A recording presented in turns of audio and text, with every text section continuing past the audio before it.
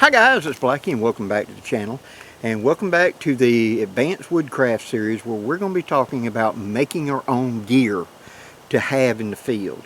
It is going to be a do it yourself type thing. In the first installment of this, I showed how to make a simple drawstring pouch. All right, we're going to build upon that. And to be honest, I've already shot this video and it was too big and it was too complicated, and I was trying to pass on too much information in one bite, so I'm going to have to break this video into two. So this is the redo. You're going to get to see all the information, but trust me, it's going to make more sense if we do it this way. You're going to make your own piece of gear, okay? You have found that there's something you need because you can't seem to find anything that fits this niche, this idea. Now, first off, I'm going to tell you about the process, and then the second part of this video, I'll walk you through how I used this to create my gear, okay, that I sell. Alright, so I'm giving you an idea behind the scenes on how you can create something possibly to turn it into a business. So that's another thing about Woodscraft. We take what we got to make what we need, and hopefully we can make some money on it. So hey, pay attention. Alright, the first thing is there is something that you'd like to have. Let's say, for example, a haversack. Okay? And so you look at this design by this person over here and you go, man, I really like that, but I don't like the way that this is on that. And you see this other bag over here. I don't like, but I do like the way the flap is on that one, and I do like this pocket on this one, and I do like, and you start taking pieces that you like, that hey, that would work good together. What you're doing is creating the idea or the concept of it in here of what I'm wanting to make. This is important. It needs to fully kind of flesh out up here before you start picking up pen and paper or start cutting and sewing. Be sure what I want. How to do this? Well, brainstorming, like they taught you in school. Being able to just pull ideas together, interests, things that I like together. One of the things I like to do is I'll take my phone when I'm on a long road trip, and if I'm sitting there thinking about, like I said, a haversack or whatever, I'd activate the phone and set it there to record me, and I'd say, okay, I think the haversack needs to be this big and about this long. I don't want it too big, but when it's loaded, I don't want to be, and you start fleshing it out, so to speak. So later when you listen to that, you can refine it out a little bit. So from the idea, you're going to do a drawing. And this is a rough drawing. The rough drawing will be just, it ain't got to be full size, be that big. But it's kind of like to turn it into something you can look at. You know what I mean? A little doodle of it's about this big, this long, etc. Drop from the back, drop from the front. It'll help you see where you missed a place, or well, I didn't think about how that would bind up with that, or this would be in the way of that.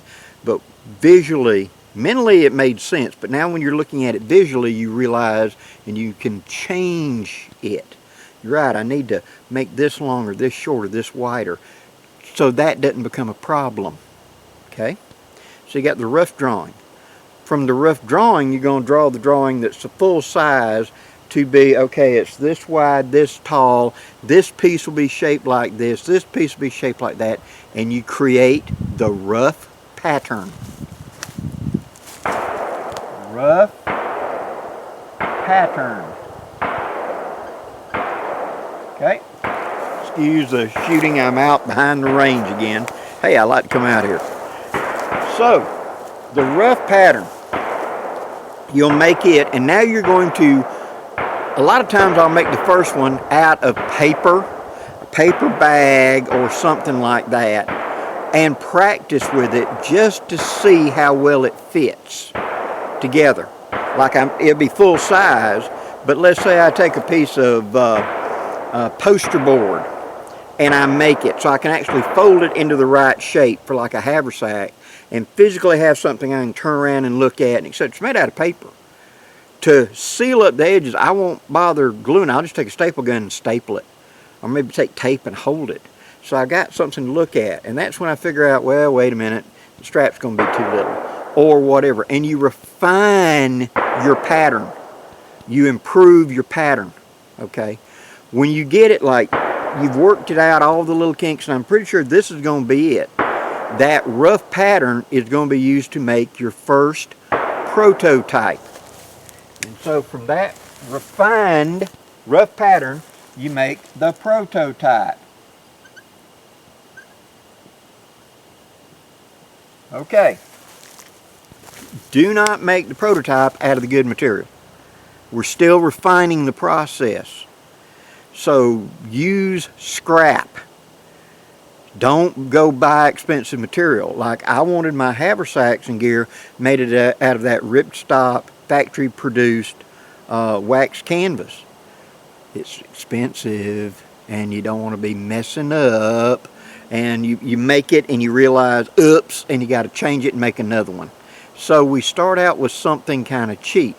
A great thing for this that I use for my prototypes is I went down to Harbor Freight and they've got this green canvas tarp.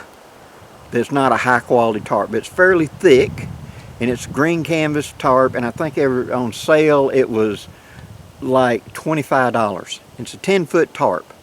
That's what I've made the prototypes for all of my gear out of. I'll cut out of that because it's a thicker material. It kind of feels like what I'm going to finally make it out of, because the wax canvas has a certain thickness and a certain stiffness. If I went and made it out of like t-shirt material, it'd be too thin and flimsy, wouldn't it? To be apples to apples comparing them when I'm making a prototype. My prototype should be similar to the type of material. It hasn't got to be exact, but the same at least weight, stiffness and all, because if I go make it out of t-shirt material and it's super thin and fluffy, it may not transition to the bigger, thicker material when I actually go to make it out of the good stuff that I bought. Learn from Blackie, years and years of experience of messing up. So therefore, find some material, okay, that you can, it ain't got to be expensive.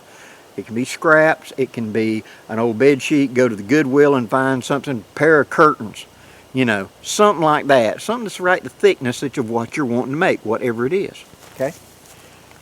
You make the prototype, actually lay out your pattern, cut it out, and then you'll loosely sew it. Don't get fancy, just tack it. You can even take I've taken a stapler like you staple papers together and just staple one together before, just to see if it's going to go together right. Is everything going to fall in place right? Okay, it seems to work. I'll sew it. Okay? Do I need to change something? If I do, if once I get it and I load it, I actually put stuff in it and I discover that the flap I thought would be down here, when it's full, the flap's way up here. The flap's too short. I need a longer flap.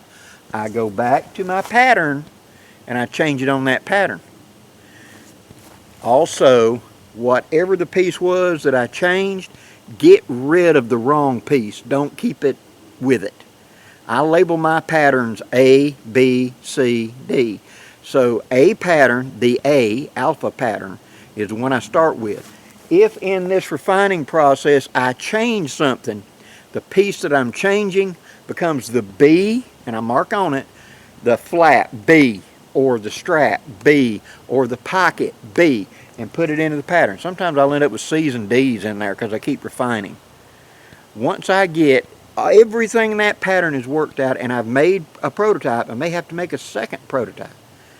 I make a prototype that I can actually use, okay, out of the cheap material. This prototype, I actually use it for a while, try it out, find out, take it out on some trips, use it whatever. Do I need to tweak it? Do I need to adjust it in any way? Field trial. And so prototype goes to field trial.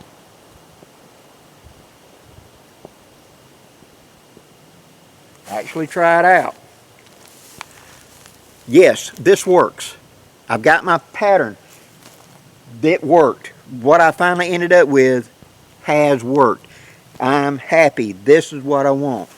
Then you take that pattern, which is probably made on poster board or whatever, you will lay it down on new piece of poster board or whatever you're going to make your pattern out of. Trace it out, and you're going to put on it final pattern. Okay, that we know this is it. Okay, so from rough to prototype to final trial, that creates your final pattern.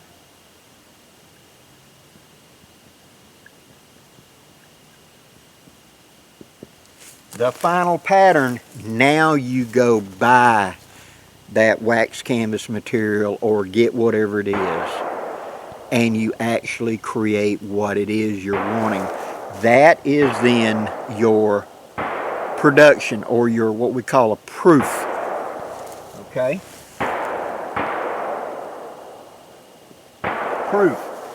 This is, I proved it, it works, this is it. This is my haversack, this is my design. Okay? Now, word to the wise from an old man. Sorry for the shooting, guys. Word to the wise from an old man. That final pattern, take a nice big manila envelope or whatever, label the outside of the envelope. This is the final pattern for the haversack, date on it. Put your pattern in there, keep it all together. Don't lose it. Keep that pattern. That's probably the most important lesson Blackie can teach you today. Keep that pattern. Because, but Blackie, I've got my haversack that I wanted. It's my design. I built it. Yes.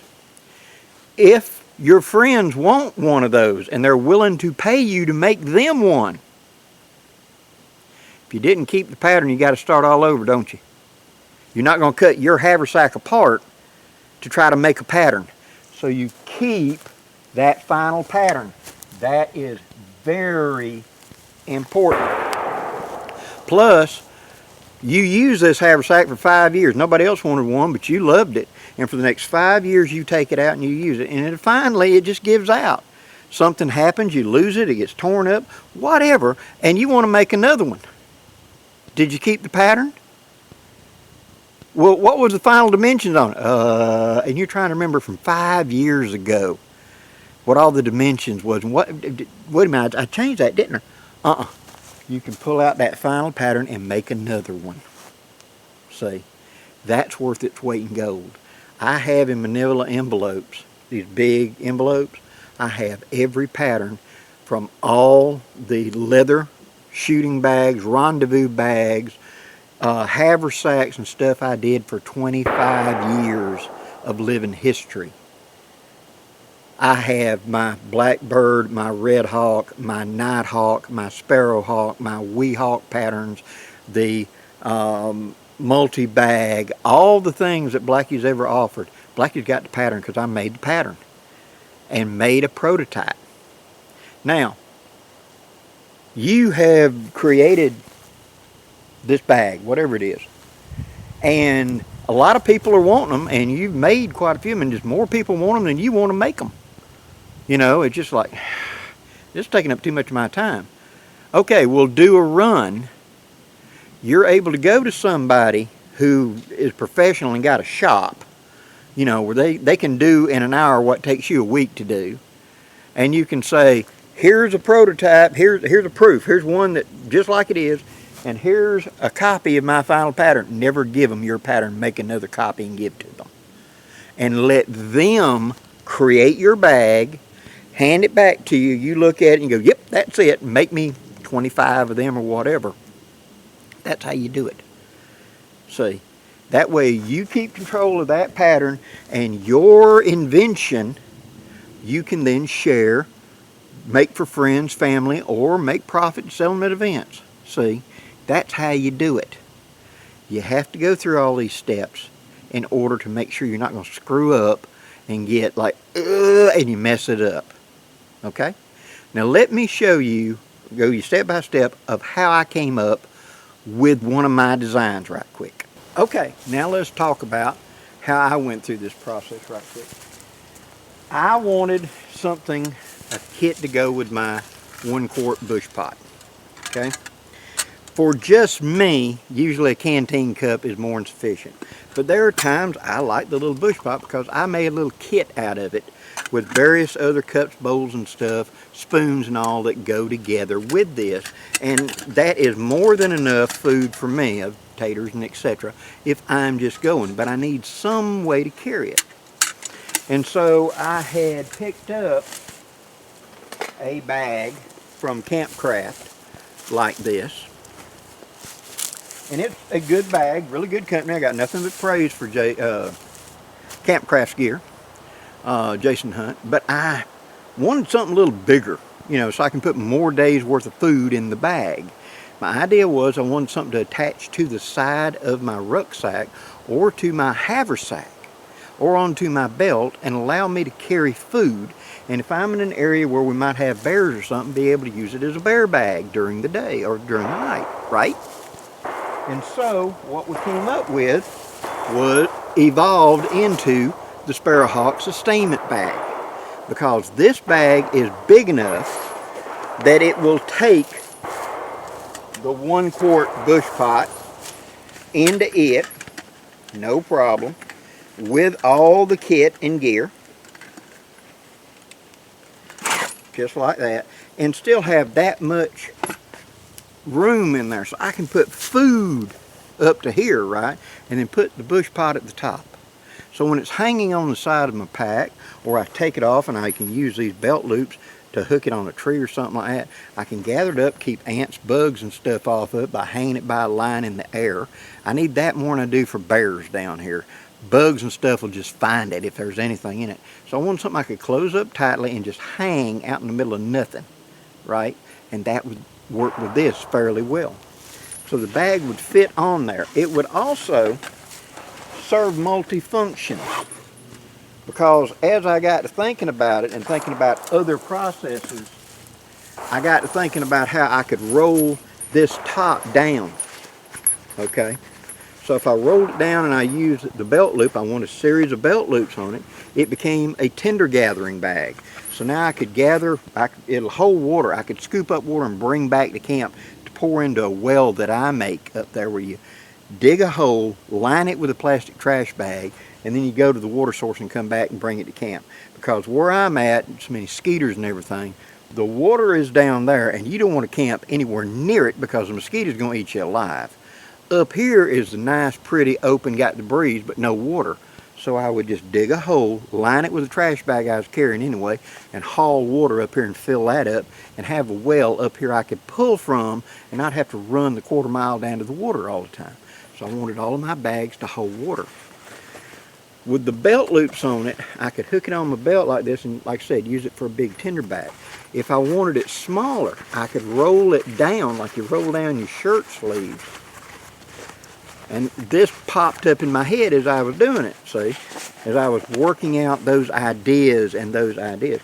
Now it's small enough that I could put a grail into it and carry it on my belt, or a canteen, or one of them Pathfinder water bottles would fit into it.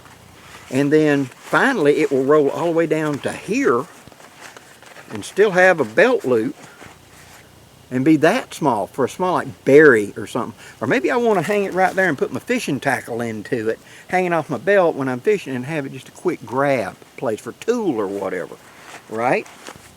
On the other hand, you can also roll it down the other way and secure it. So you get up here, you take the bag, and you just start rolling it like this, down to whatever amount of gear is left in it, or wherever you need it to be. Then you got 2 D-rings and a strap. Why didn't you go with a buckle? Why didn't you go with this? It was because the more I thought about the ways it would close, the way that, well, that would bind up, this would be easy, that might break, that'd be hard to do with cold fingers. A simple double D-ring and pull strap was all it needed, and it can secure down to be that small and go on my belt. So I could put some small piece of gear. Maybe I've got, like, my alcohol stove right there would fit in there easy, wouldn't it? But I got a lot of capacity. So the bag became very useful as a gather bag, as a water carrier, as a tinder gatherer, as something I could leave rolled open as a gathering pouch, or rolled open to carry a grail or a water carrier sometime, or I could close it up and have it secure and still put it on the belt, or put it onto the straps of my haversack. Because the way I've got these loops arranged like that, I could go through here, go over my shoulder and come back and anchor, and it would slide down like that onto the straps of the haversack sideways. I'd still have access, so I could carry food and stuff with me. When I'm doing in really good weather, I'm doing an overnighter with just a haversack, and I just want my bush pot and some food to go with me. I've got a camp in my haversack. Besides that, I've got a tarp and I've got a hammock. I've got what I need, fire and everything else in the haversack. All I need is a little bit of food and a way to cook it. And that's what this takes care of. So, I know this is long-winded, but you see what I'm saying.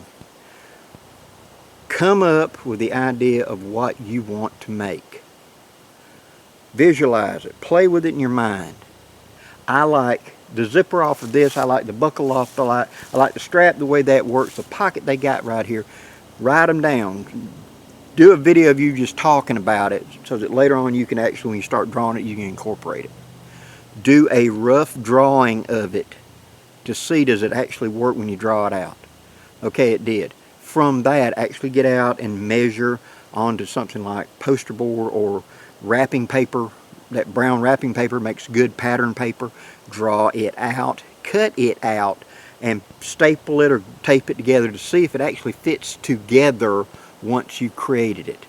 Okay, it did. Now you take the scrap material and you make one and put it together and see if it works. If it seems to work, sew it together or however you're going to secure it together, you know, and then actually field trial it for a while to see how it holds up. It's great when you're at the house wearing it, but when you actually got out in the field and started with stuff in it, it dug into my neck, or it bounced on my hip, or whatever. And you could make changes then, see, and not have bought the expensive material and all that stuff. Okay, I have refined my pattern. I have the final pattern. Then you go get the good material.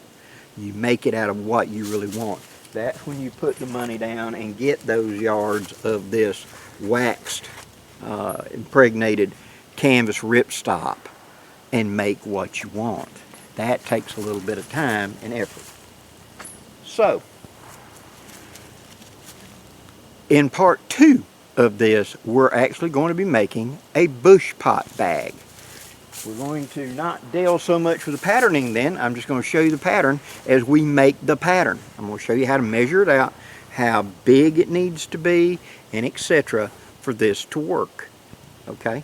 And we're going to make a Bushpot bag for a Pathfinder 2-quart Bushpot. That'll be coming up in part 2.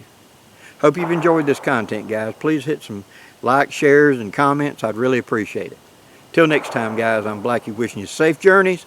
Have a great day, guys.